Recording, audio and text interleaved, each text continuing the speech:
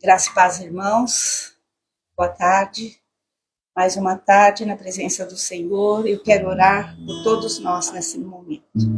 Pai de amor, em nome de Jesus, eu glorifico e exalto o teu nome, Senhor, pela tua presença aqui nesse lugar. Porque o Senhor é maior interessado nessa reunião. Em nome do Senhor Jesus, visita os corações, visita as nossas vidas, Senhor. Tira, Senhor, a tristeza, a indignação. Tira, Senhor amado, todo o peso, todo o fardo, Senhor, de tantas lutas que passamos. E nós queremos, nessa tarde, adorar o teu santo nome e te bendizer. Muito obrigado, Senhor, por cada um que está entrando nessa live, por aqueles que ainda vão entrar. Que o Senhor venha abençoá-los poderosamente através dos louvores e da palavra. Em nome de Jesus. Amém. Amém. Vamos louvar ao Senhor. Cumprimentando os irmãos aqui que estão entrando, os que estão chegando. Amém. As letras estão aí no WhatsApp, né? Amém. Vamos louvar ao Senhor. Jesus, Jesus, Ele é o herdeiro de todas as coisas. Ele é o único digno de toda a honra, de toda a glória, de todo o louvor. Amém? Louvamos o teu nome, Jesus. Ele é mais que a sombra, Ele é a substância.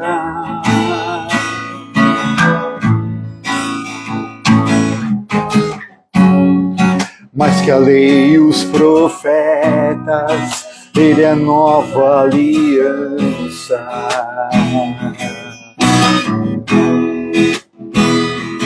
Ele é o resplendor da glória de Deus, a expressão exata do Pai. Jesus, o herdeiro de todas as coisas. Jesus, que sentou-se à direita da majestade. Jesus, tão superior aos anjos.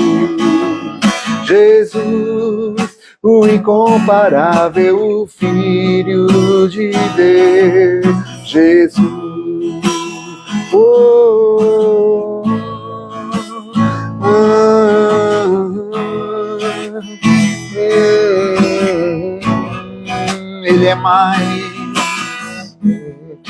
Ele é mais que a sombra, Ele é a substância.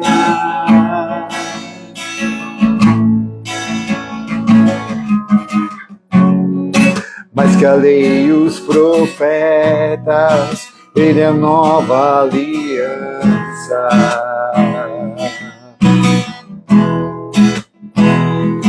Ele é o esplendor da glória de Deus, a expressão exata do Pai.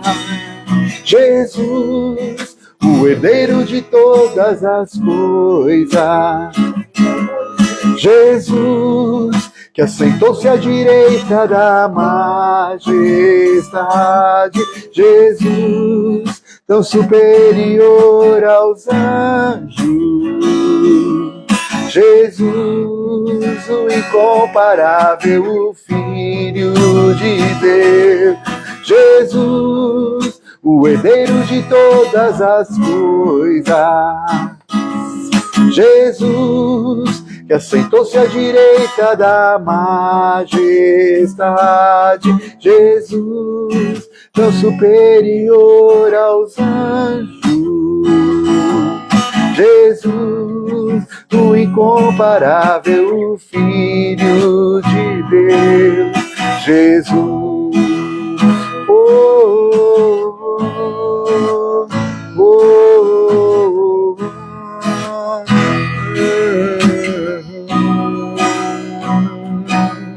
Jesus, o herdeiro de todas as coisas. Jesus, que assentou-se à direita da majestade. Jesus, tão superior aos anjos.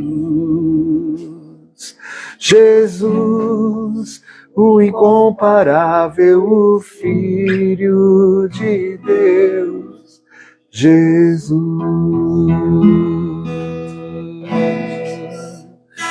Nós te adoramos. Jesus, obrigado pelo teu amor naquela cruz do Calvário, Pai. Agradecido seja o teu nome para todo sempre, Jesus, Jesus, Jesus, Jesus. Grande é o Senhor, grande, grande.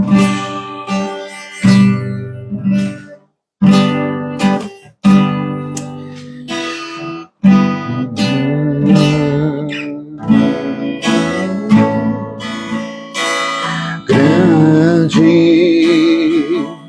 é o Senhor e muito digno de louvor. Na cidade do nosso Deus, seu santo monte, a alegria de toda a terra.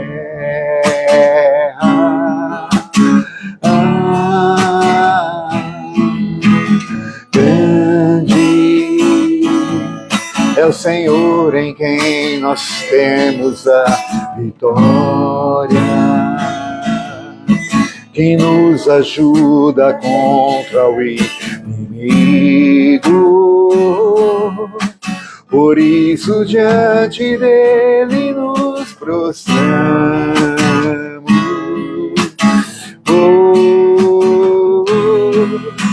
Queremos o teu nome engrandecer e agradecer-te por tua obra em nossas vidas. Confiamos em teu infinito amor, pois só tu és o Deus eterno sobre toda a terra e céu. Declaramos, ele é grande, grande é o Senhor e muito digno de louvor. Na cidade do nosso Deus, seu santo monte, a alegria de toda a terra.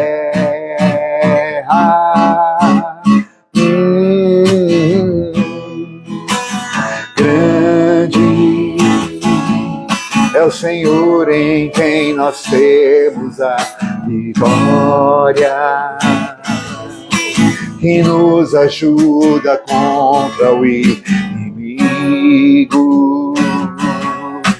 Por isso diante dele nos prostramos.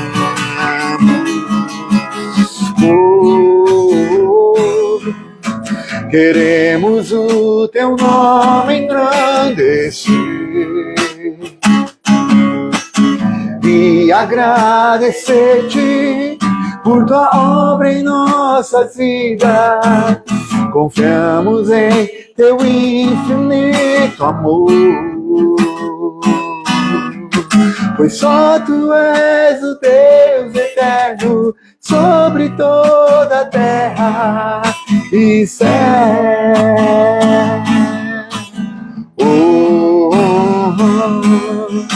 Queremos o teu nome engrandecer e agradecer-te por tua obra em nossas vidas. Confiamos em teu infinito amor, pois só tu és o Deus eterno sobre toda a terra e céu.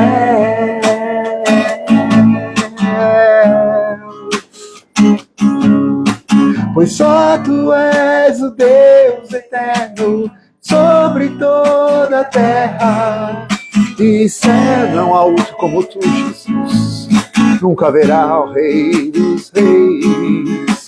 Pois só tu és o Deus eterno sobre toda a terra e céu.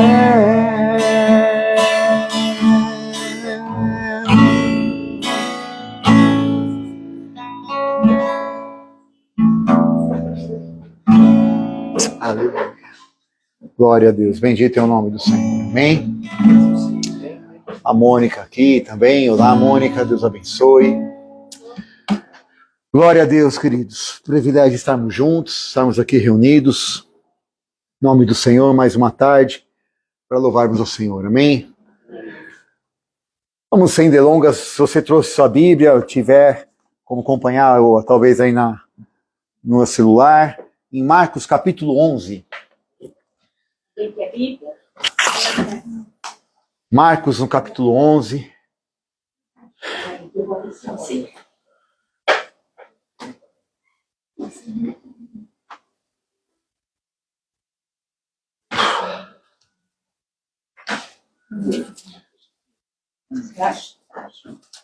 Um pouquinho antes daqui. É o texto básico que nós vamos usar hoje. Você deixa ele aí, capítulo 11, Marcos capítulo 11, do versículo 1 em diante. Privilégio estarmos mais esta semana reunidos. Semana passada, semana do versículo 1 em diante. Marcos 11.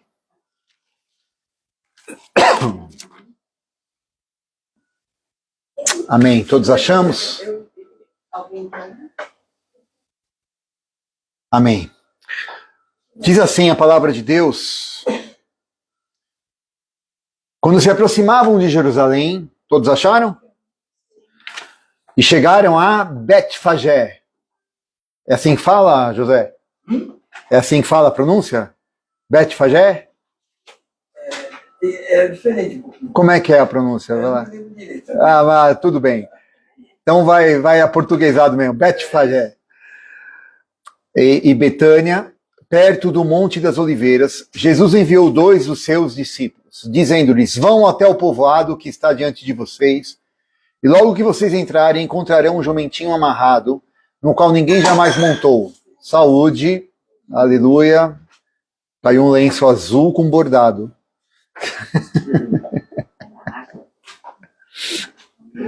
Tem problema. Vamos lá. Então, versículo 2. Vão ao povoado que está diante de vocês, logo que vocês entrarem lá, e vão encontrar um jumentinho amarrado, no qual ninguém jamais montou.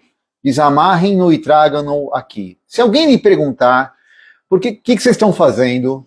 Vocês vão dizer: o Senhor precisa dele e logo o devolverá. E eles foram encontrar um jumentinho na rua, amarrado a um portão. Enquanto desamarravam, alguns dos que estavam ali lhes perguntaram: o que vocês estão fazendo? E desamarraram. Perdão, eu pulei o 3, né? Perdão. Jesus disse, então, desamarrem-no e tragam aqui. Versículo 3. Se alguém lhes perguntar: por que vocês estão fazendo isso? Digam-lhe: o Senhor precisa dele e logo devolverá. Versículo 4. Eles foram encontrar o jumentinho na rua, amarrado num portão. Versículo 4. Enquanto desamarraram, alguns dos que ali estavam lhes perguntaram: o que vocês estão fazendo desamarrando esse jumentinho? Os discípulos responderam como Jesus lhes tinha dito, e eles o deixaram ir. Trouxeram o jumentinho a Jesus, puseram sobre ele os seus mantos, e Jesus montou. Muitos estenderam os seus mantos pelo caminho, outros espalharam ramos que haviam cortado nos campos. Os que iam adiante dele, os que o seguiam, gritavam: Hosana! Bendito é o que vem em nome do Senhor, bendito é o reino vindouro do nosso pai Davi, Hosana nas alturas. Bem, quantos já conheciam esse texto? Né? Tem, né? Não, ok.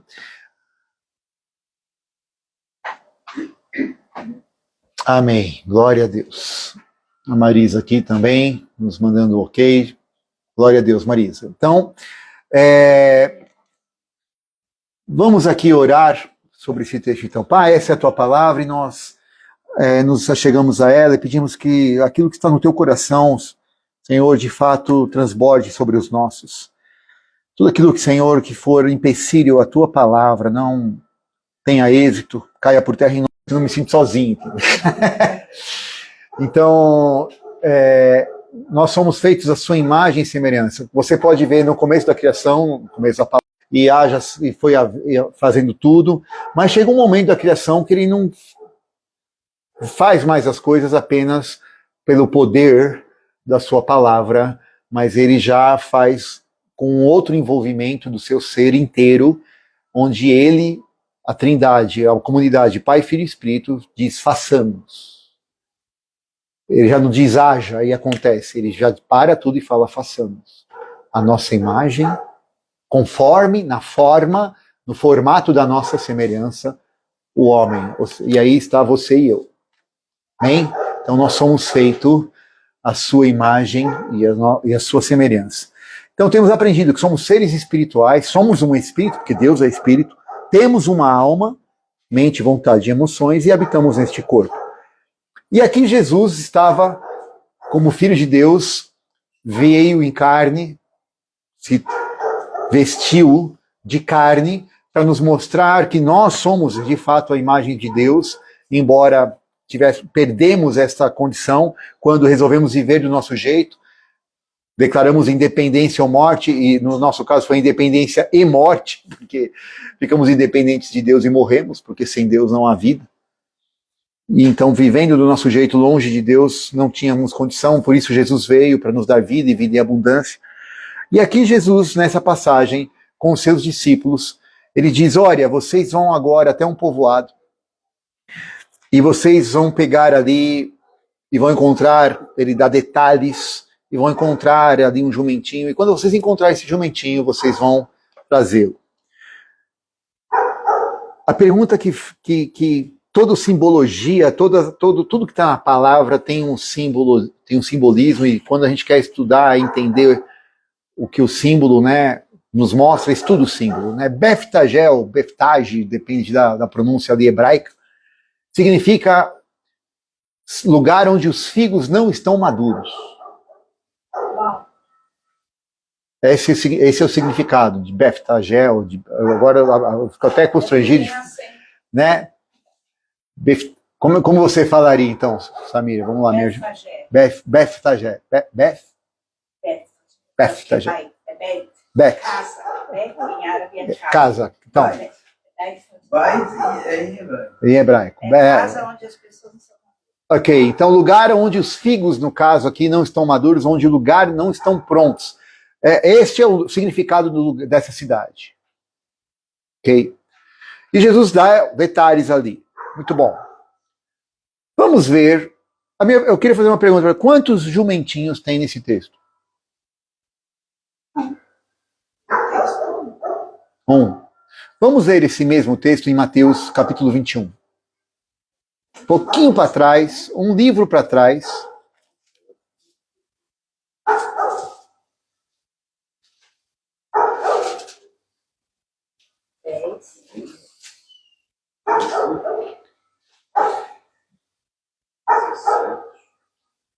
Capítulo 21 de Mateus.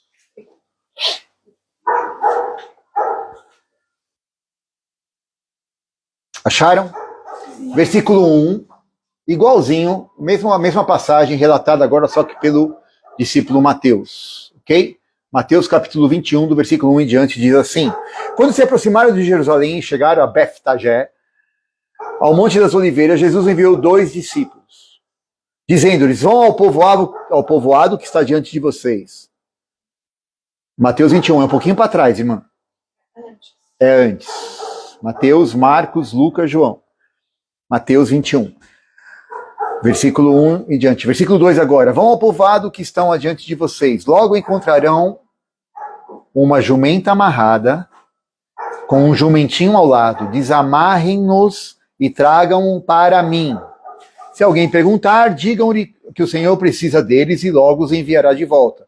Isso aconteceu para que se cumprisse o que fora dito pelo profeta.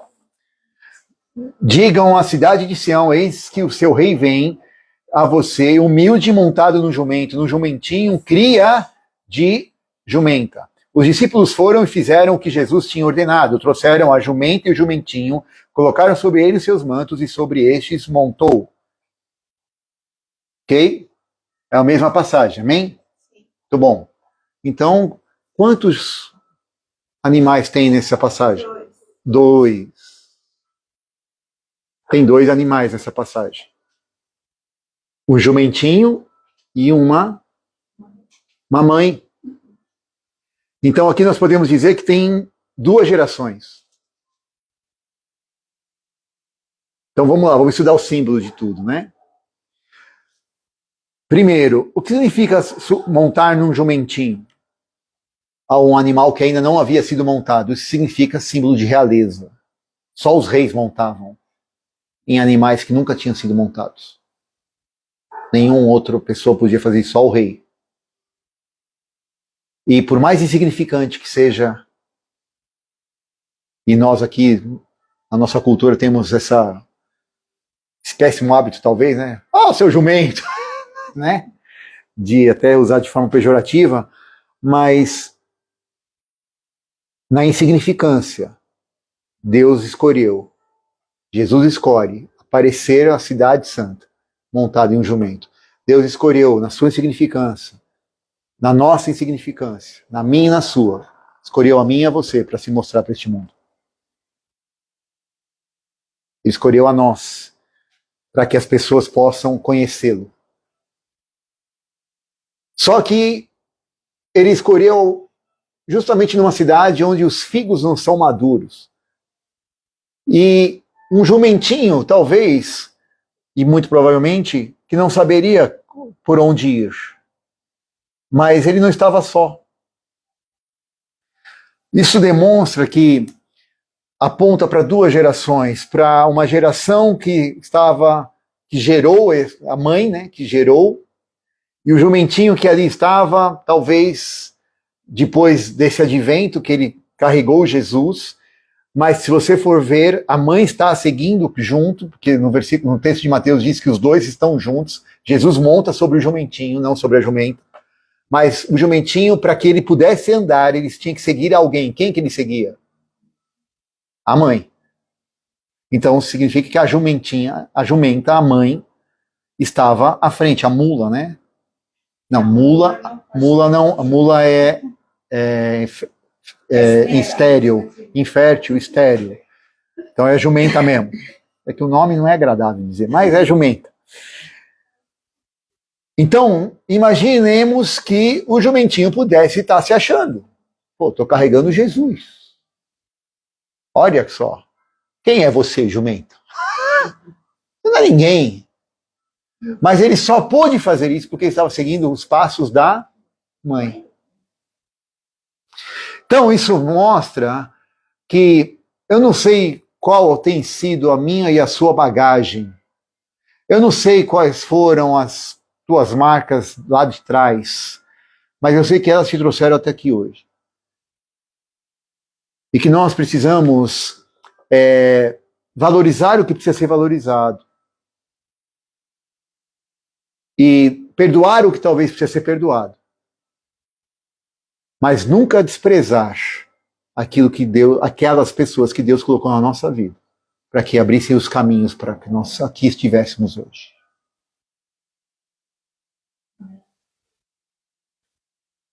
Aquele jumentinho só pôde carregar Cristo porque ele seguia os caminhos da sua mãe.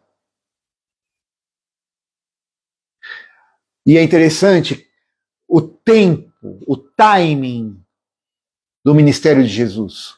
O propósito da vida desse jumentinho era carregar Jesus Cristo.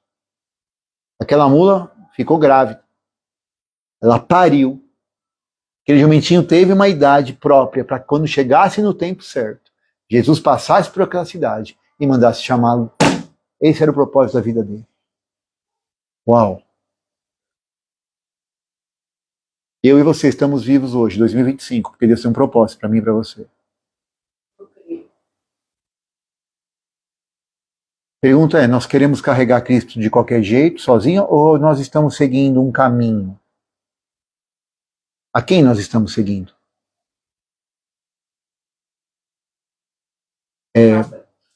a palavra. Mas às vezes, que ninguém nos ouça, vai ter algum jumentinho para você seguir. Aquele jumento talvez seja aquele. Porque não dá para ninguém fazer nada sozinho. Alguém precisa mostrar o caminho. Como você vai mostrar o caminho para alguém? Como eu e você precisamos ser desbravadores para outras pessoas, para a geração que vem. Qual é o legado que nós vamos deixar? Deus é um Deus de legado. O lobo alfa, se você for estudar como que funciona a manada, o lobo é a manada, né? O lobo é quem abre o caminho. É ele que vai à frente. E todos seguem a trilha que ele vai fazendo. Nenhum ou outro da manada, se ele vai para a esquerda, todos vão para a esquerda. Por pior que possa ter sido os exemplos que eu e você tivemos, seja familiares, seja os nossos pais, até de não seguir, os nossos pais são exemplo. Em Hebreus capítulo 12 diz, nós somos rodeados de uma tão grande nuvem de testemunhas. Sabe, às vezes, uma pessoa pode dizer, você não conhece a minha história, você não conhece a minha casa, você não conhece a minha família, você não sabe o que aconteceu. Eu posso não conhecer, mas Deus conhece. E até pelo lado negativo de tudo aquilo que você viu que foi tão errado, você também não tem desculpa, porque eu posso ter, talvez, ou alguém pode ter uma família mais tão chamada boa ou perfeita perto da sua, e talvez essa pessoa, por não ter tido tantos problemas, ela pode tentar errar, porque não conhecia o erro. Vamos dar um exemplo talvez grotesco, sei lá, envolvimento com bebida. Né? Quem teve um pai alcoólatra sabe o que é o problema do alcoolismo. E quem nunca teve esse problema em casa, de repente se envereda por esse caminho, eu não sabia como é que era, tal. E quem já teve isso dentro de casa? Pai que escondia dentro de armário bebida. Qual é a desculpa que vai dar? Eu não sabia. Não, você sabia o mal que fazia entre o relacionamento do casal, o quanto ficava alterado quando bebia. Qual a desculpa que você vai dar? Você já sabia dos malefícios. A pessoa que não tinha essa experiência, não é desculpa, mas ela talvez não tivesse essa experiência, essa vivência para poder dizer, não, eu sei o que é o alcoolismo. Não, você não sabe. E talvez foi enganada e caiu por este caminho e Deus tenha misericórdia, a libertou. Percebe o que quer dizer? Até pelo exemplo negativo, nós somos mais indesculpáveis do que quem não teve o exemplo negativo. Mas fato é que, tanto num caso quanto no outro, nós precisamos honrar a fonte, honrar da onde nós viemos, seja de um lado que não tenha sido tão o ideal, mas Deus nos trouxe até aqui. Sabe o que tem acontecido, queridos? Deus tem nos permitido viver numa geração e num tempo hoje, e nós sabemos, nós todos falamos, Deus tem um plano para nós, amém? Amém. Aleluia, nós sabemos que Deus tem um plano para nós, mas eu queria te avisar uma coisa, o diabo também tem. O inimigo também tem um plano para você e para mim, e ele quer nos matar, quer nos roubar e quer nos destruir. E destruir ao ponto de não ficar nem o pó, porque do pó Deus nos criou. Deus nos criou do pó da terra, então ele não quer ter chance de Deus fazer mais nada, ele quer não deixar nem vestígio. E então nós temos que compreender que hoje as pessoas, né, já não estão mais pensando, usam a inteligência, tudo é artificial hoje.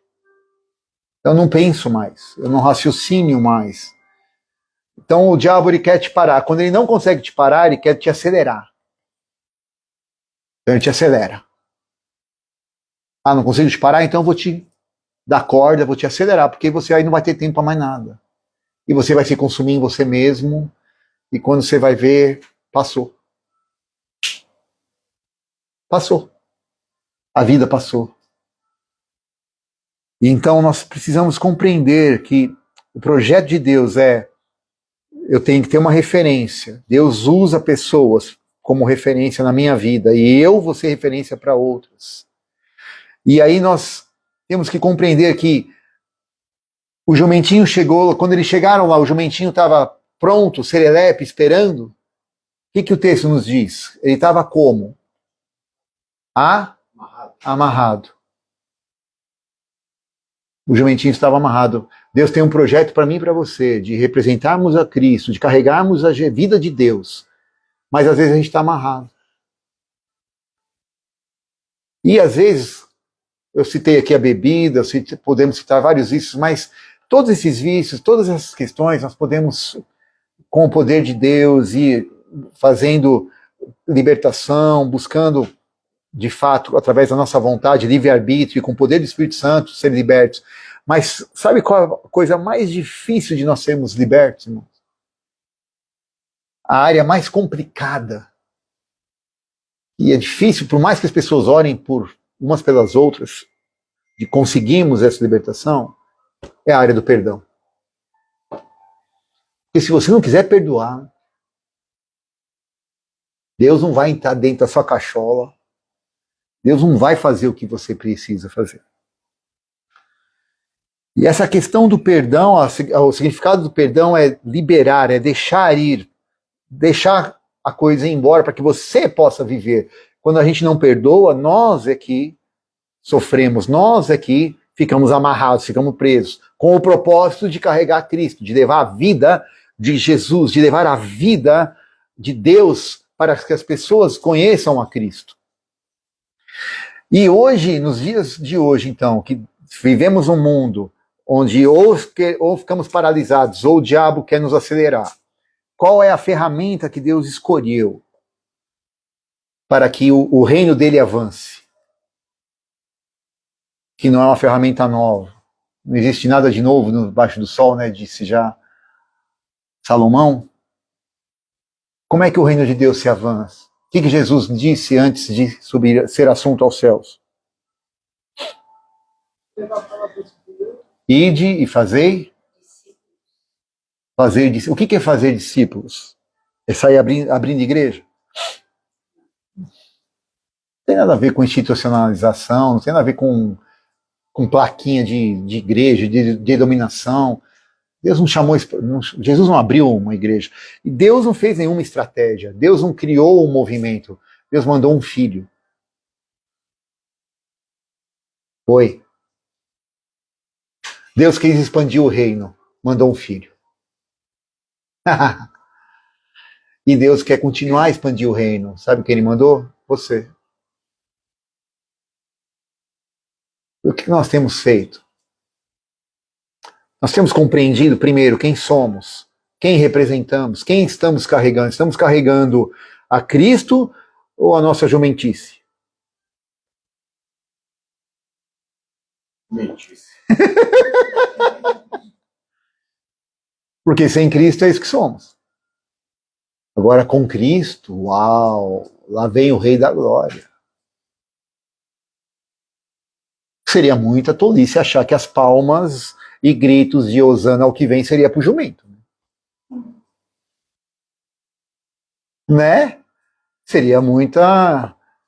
né, o jumentinho já... Tá vendo, moço? Ô mãe, sua jumenta, tá vendo? É pra mim. Não, não é pra você. Só ostra não, seu jumento. É pro Senhor que está acima de você. Que está montado em você.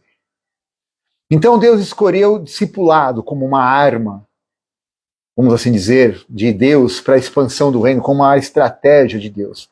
Como que é esta estratégia? Vamos lá, então, temos um tempinho ainda? Vamos lá, Gênesis capítulo 13. Gênesis é o primeiro livro da Bíblia, vai lá no comecinho da Bíblia, Gênesis capítulo 13. Gênesis capítulo 13. Acharam Gênesis 13? Deus, então, tem como discipulado para a expansão do reino. Ele não mandou uma estratégia, ele mandou uma pessoa, ele manda o seu filho. Então, vamos entender como que é essa percepção de Deus do versículo 10 ao versículo 18. Gênesis 13, 10 a 18. Alguém achou? Alguém pode ler, por favor? Bem alto, por favor. Gênesis 13, 10 a 18. E levantou Ló seus olhos e viu toda a campina do Jordão, que era toda bem regada, antes do Senhor ter destruído Sodoma e Gomorra, como era o jardim do Senhor, como a terra do Egito quando se entra em Zoar. Então Ló escolheu para si toda a campina do Jordão e partiu para o Oriente, e apartaram-se assim um do outro. Habitou Abrão na terra de Canaã, e Ló habitou nas cidades da campina, e armou as suas tendas até Sodoma. Ora, então maus homens de Sodoma e grandes pecadores contra o Senhor. E disse o Senhor a Abrão, depois de Ló se apartou dele: levanta agora os teus olhos e olha desde o lugar onde estás, para o norte, para o sul, para o oriente e para o ocidente. Porque toda esta terra que vês dará a ti e a tua descendência para sempre. E farei a tua descendência como o pó da terra, de maneira que, se alguém puder contar o pó da terra, também a tua descendência será contada. Levanta-te, percorre essa terra no seu comprimento e na sua largura, porque a ti a darei. E Abrão mudou as suas tendas e foi habitar nos carvalhais de Manre, isso. que estão juntos a Hebrom, edificando um altar ao Senhor. Amém. Então aqui nós temos duas situações. Abrão sai, está com Ló, seu sobrinho, e aí já tinha briga entre eles, não cabia mais de tanta riqueza que os dois tinham. Na verdade, Abraão tinha promessa, Ló foi de carona. Abraão não tinha nem que ter levado Ló, mas ok, levou. E aí Abraão fala, escolhe. Ló olha com os olhos naturais, ali tem tudo verde, tudo bonitinho. Quando Ló vai embora, Deus fala, agora eu vou te mostrar o projeto que eu tenho para você. E o projeto é, você vai ser pai de nações. Você vai ter multidões que virão de você. E ele tinha quantos filhos? Nenhum. Depois, Não tinha nenhum filho, já tinha 75 anos, e a mulher 50, salvo erro. Sarai na época. E aí então Deus fala, você vai, tá, beleza. Versículo 15, capítulo 15, um pouquinho na mesma folha ali, um pouquinho para frente, do versículo 1 diz assim, capítulo 15, diz assim, do versículo 1 em diante. Depois dessas coisas, veio a palavra do Senhor a Abraão numa visão dizendo, não temas, Abraão, eu sou o teu escudo, o teu galardão será muito grande. Então disse Abraão, Senhor Deus, que me darás se continuo sem filhos? O herdeiro da minha casa é o Damasceno Eliezer? Disse mais a Abraão, a mim me tens dado, disse mais a Abraão, a mim não me tens dado filhos. De modo que, capítulo 15, versículo 3, disse mais a Abraão, a mim não me tem dado filhos, de modo que um nascido da minha casa será o meu herdeiro.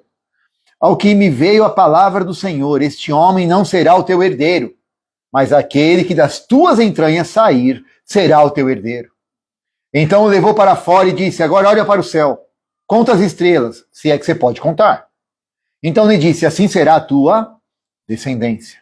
Creu Abraão no Senhor e isso lhe foi imputado por justiça.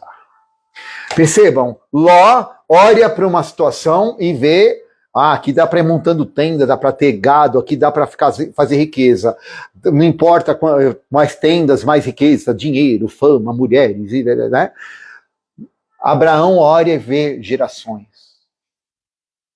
Abraão olha e vê propósito.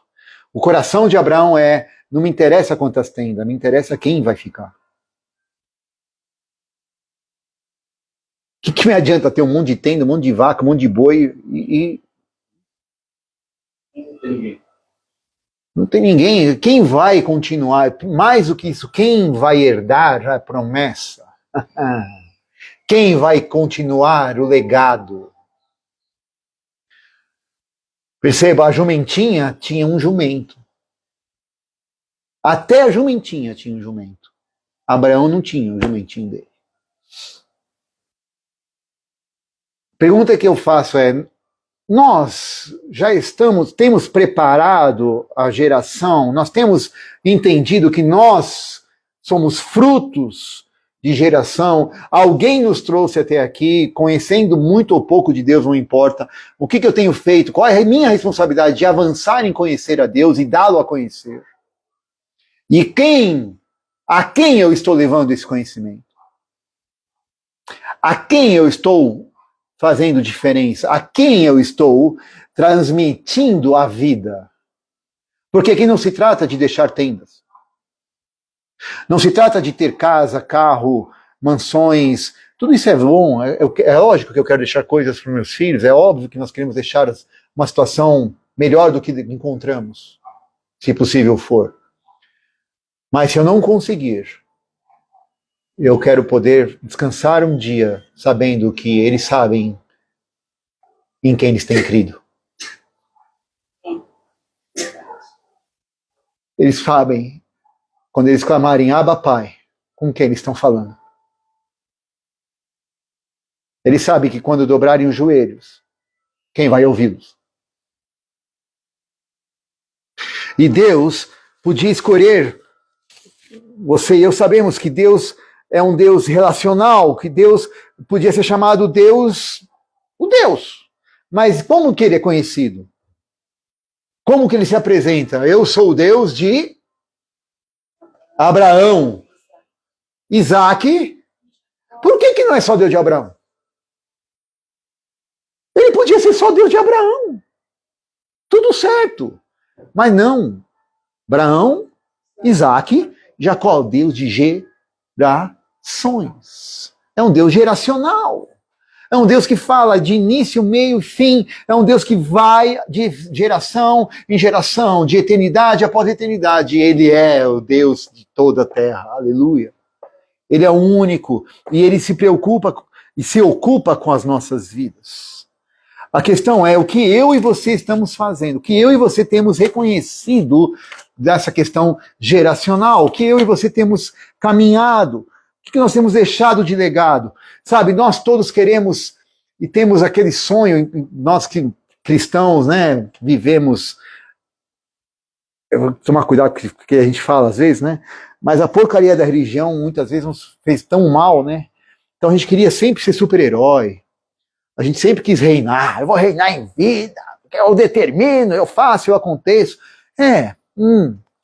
mas se Deus só quiser que você seja um jumentinho para entrar numa cidade, nunca mais você ouve falar do jumento.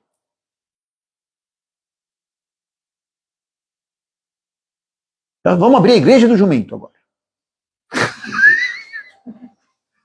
Venha montar no culto do jumento. Vai ter lá o jumentinho para você montar no final do culto. Aleluia. É isso. Jesus, é isso que Deus quer agora. Cada um tem um chamado, cada um tem um propósito. Ninguém precisa copiar ninguém. Agora, eu preciso ter referência, eu preciso aprender qual é o caminho que eu devo seguir. O jumentinho não sabia que caminho tinha que ir. Mas ele seguiu a mãe. Ele não podia desprezar a mãe dele. Ainda que fosse mais idosa, ainda que fosse talvez, ainda que ela não soubesse a atualidade das coisas. Mas ela sabia para onde tinha que ir. Ela sabia a voz que tinha, quem ela tinha que obedecer.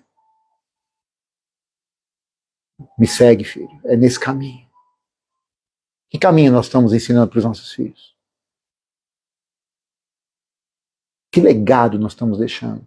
Aí nós vamos ver o Deus de Abraão, Isaac e Jacó. Abraão, o pai da fé. Nós somos de Abraão. Hebreus fala de Abraão, né? A Bíblia fala de Abraão.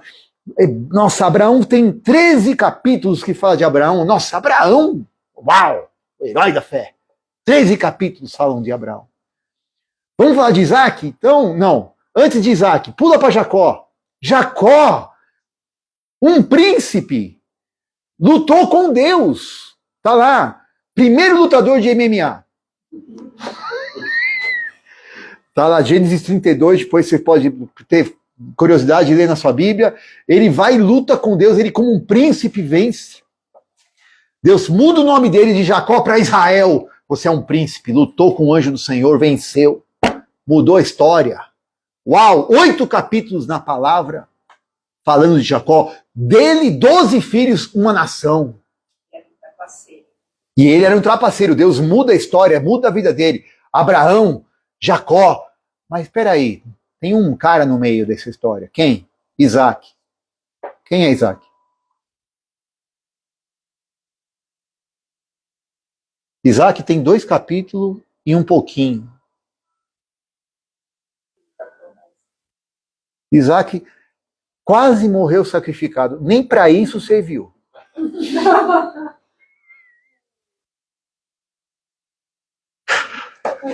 Nem morto para sacrifício ele foi. 2,5, quase 3. Não fala muito de Isaac. Só que sabe o que aconteceu? Isaac ligou a geração de Abraão à geração de Jacó.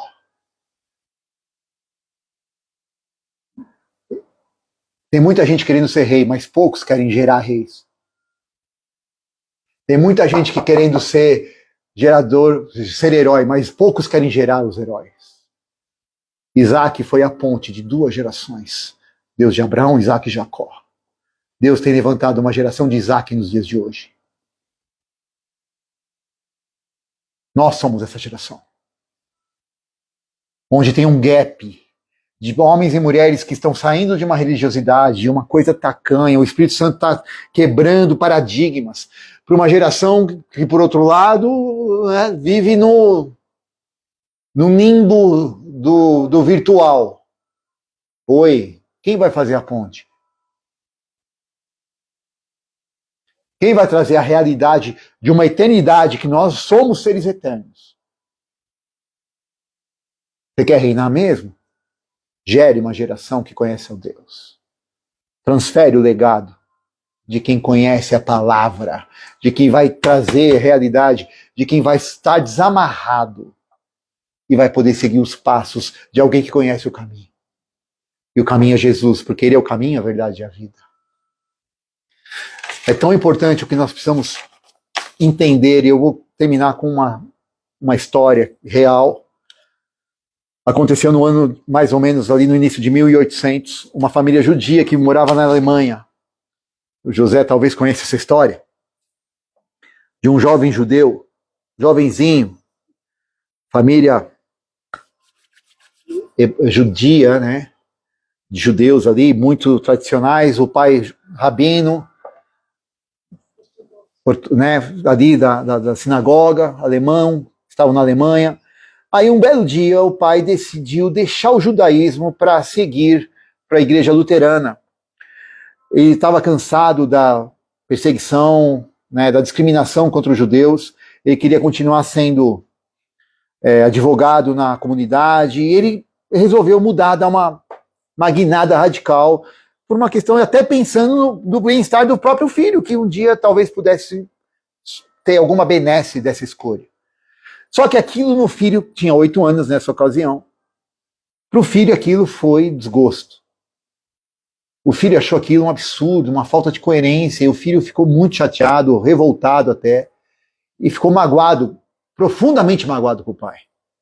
Ao ponto de crescer com essa mágoa, de crescer. E esse menino cresceu, se formou nos seus estudos e saiu da Alemanha. E em saindo da Alemanha, esse menino que até então admirava o pai e deixou de admirar, ele saiu e começou a estudar, e ele escreveu um livro, e ele entendeu que ele queria escrever um livro e criar um movimento mundial, e o intuito desse menino, agora jovem, é que a metade da população do mundo lesse esse livro, e ele escreveu nesse livro o seguinte: a religião é o ópio das nações. A religião é o ópio das nações, é o ópio do povo. A ideia desse jovem era influenciar metade da população do mundo a que as pessoas deixassem de seguir a Deus, por conta de uma mágoa que ele estava com o pai. E de fato as ideias desse jovem influenciaram metade do mundo. Sabe qual é o nome desse jovem? Famoso. Quem arrisca? Karl Marx. O pai do comunismo. Um jovem judeu, traumatizado pelo pai, se revoltou contra Deus. E olha a consequência. O que eu e você fazemos não tem a ver conosco.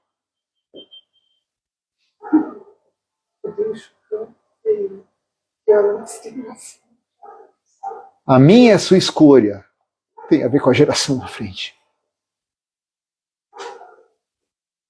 Vai afetar muita gente.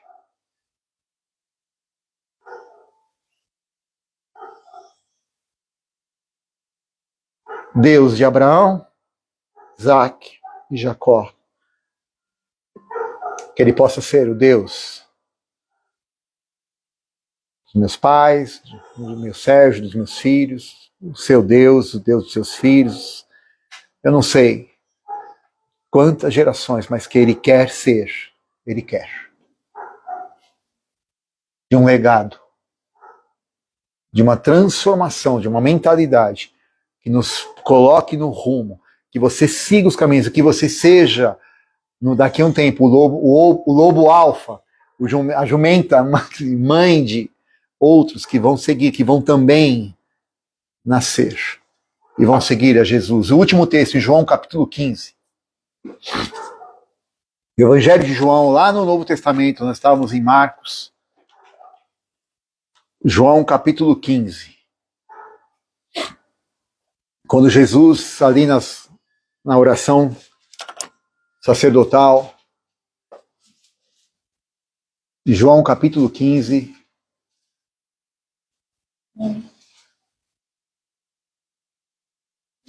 Acharam? João 15, versículo 16. Olá, Marcelo Basso, vendo aqui. Saudade, irmão. Um abraço. João capítulo 15. 16. Jesus diz o seguinte. João 15, 16. Jesus diz o seguinte: não foram vocês que me escolheram, porém eu que escolhi a vocês. E eu designei vocês para que vocês vão e deem fruto. É para nós irmos e frutificar. É para não ficar só em nós mesmos. Agora, a pergunta é, alguém come do próprio fruto? A árvore que dá fruto, ela come do fruto? A laranjeira come laranja? Não. Mas é só para dar fruto? Não, a continuação diz o quê? E o vosso fruto permaneça. Ou seja, é algo perene. É algo que fica, é algo que vai marcar a geração, é algo que vai fazer diferença. Não é algo que vai ser esquecido. Não é algo que vai passar batido. Mas vai fazer toda a diferença. Porque você decidiu estar onde Deus quer que você esteja. E fazer aquilo que Deus espera que você faça. E não se trata de coisas. Se trata de ser o que Ele quer e quem Ele quer que você seja. Ah, eu preciso ser então alguém especial. Não, seja só você mesmo. Ah, mas eu me acho tão insignificante, eu me acho tão pequeno. É tão jumento? Bem-vindo ao clube. Porque é desses que Jesus precisa. Deus não precisa dos sábios desta terra. Deus não precisa dos bons, porque os bons não precisam dele. Lucas 2, ele diz, os bons não precisam de médicos, mas os doentes, eu vim para salvar os que precisam. Quem não precisa, não me quer. Mas a quem me quer, eis-me aqui.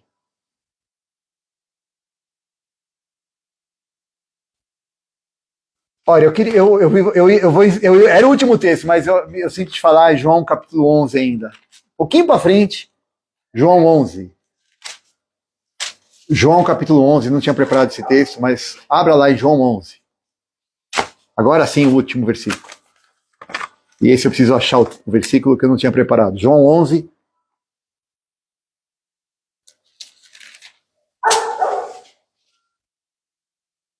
Sabemos da morte e ressurreição de Lázaro. Versículo 35 é o menor versículo da Bíblia. Jesus chora. E aí, tá aqui o José que não me deixa me enganar. Os judeus, o povo judeu, morou 430 anos no Egito e aprenderam muitas coisas com os egípcios. Uma delas foi um embalsamento. Embalsamamento, obrigado. Bom ter a ajuda dos universitários. Ou a mumificação, né, a arte de mumificar, não é isso? E tanto é que aprendeu-se, e eles faziam isso na época de Jesus, eles envolviam em lenços. Tanto é que José de Arimateia vai a Pilatos, Pôncio Pilatos, e pede para colocar no seu sepulcro emprestado, porque glória a Deus, o sepulcro ficou vazio, né?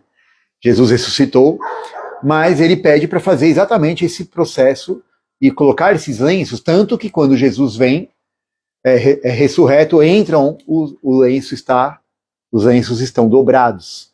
E estão numa dobradura no sentido de que eu volto, né? Tem toda uma simbologia também, isso é uma outra coisa muito linda também de se falar.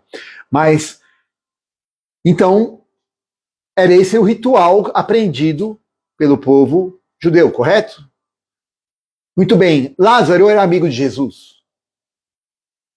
Amigo, chegado, mano, brau. Jesus parava na casa dele toda vez que ia para a cidade, ficava lá, as irmãs Marta, Maria, a gente sabe das histórias e tal. E Jesus se atrasou. E, por essa técnica de embalsamamento, é isso mesmo? Obrigado. Após 3 dias, aguenta bem, a partir do 4º dia, o perfume escapa. O cheiro começa. E Jesus chegou exatamente no 4º dia. E Jesus falou, eu quero ir até o sepulcro. Chega lá no sepulcro, é aí onde nós vamos ler, e ele manda tirar a pedra, ele chora pela falta de fé do povo, não por outra coisa.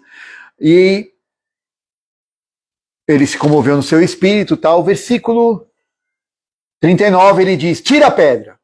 E Marta, irmã do morto, Senhor, já está cheirando mal, porque já é o 4º dia, o senhor sabe, né? O senhor é judeu. Não eram subterrâneos, né? Não eram. Eles ficavam em grutas que eram no nível normal, térreo, era no térreo. Pronto. Jesus manda tirar a pedra. E aí Jesus fala, calma, não fique preocupada, não te disse que se queres tirar a pedra. E Jesus então deu graças a Deus, tal, pá, sempre me ouves. E aí Jesus, versículo 43, dá uma ordem, Lázaro! Por que Jesus grita o nome dele? Se Jesus só fala, vem para fora, todo mundo ia vir para fora. Ele ia ressuscitar um monte de gente, mas ele foi específico. Lázaro! Agora vamos lá, irmãos. Nós temos que entender que Deus é um Deus coerente. Lázaro está lá morto e ele está todo enfaixado, certo? Sim ou não? Sim. Acabamos de saber que ele está enfaixado. Quando ele está ali todo enfaixado, ele, ouviu o nome dele, o Espírito voltou, pomba, acordou. Mas ele continuava enfaixado. Mas ele ouviu uma ordem, de quem? Jesus. De quem que ele ouviu? Jesus. Lázaro, vem para fora. Vamos ver o que aconteceu?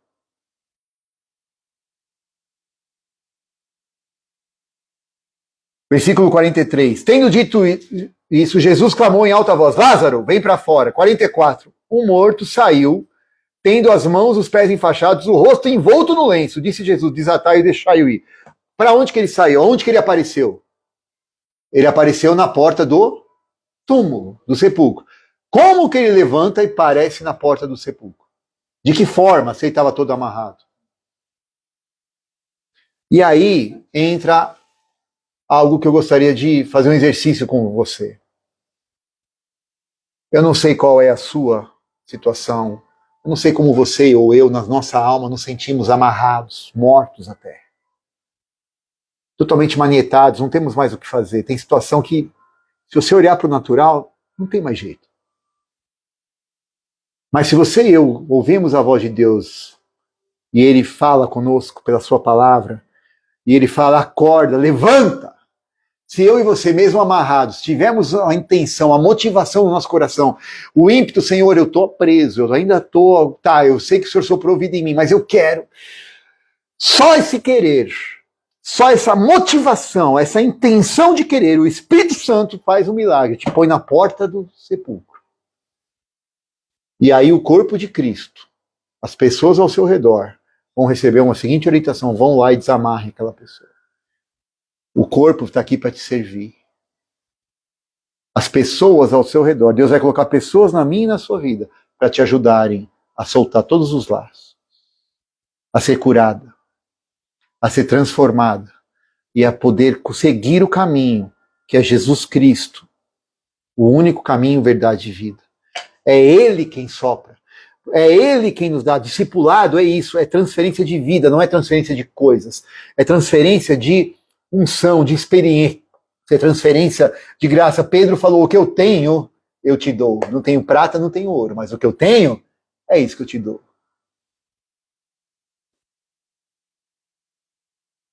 Mas cabe a mim e a você essa intenção, essa motivação. Senhor, eu não sei o que fazer, mas eu quero. O que você se dispuser, o Espírito Santo te traz as pessoas que vão te desatar. As pessoas que vão te servir de equipe para curar a tua vida. Sabe por que Deus falou para Abraão, olha para o céu e conta as estrelas? Dá para fazer isso durante o dia? Só dá para fazer isso no escuro, não dá? Então, na noite mais escura, quando a coisa está feia, quando a gente está no breu, desesperado, no meio da escuridão, começa a contar e lembrar. Deus te faz lembrar da promessa. Aí você está naquele dia cabisbaixo, um calor miserável, parece que está tudo deserto, você está de cabeça baixa, olhando para o chão, não aguenta mais. Deus manda você contar o grão. Aonde quer que você olhar, o tempo inteiro, está na sua frente a promessa de Deus para você.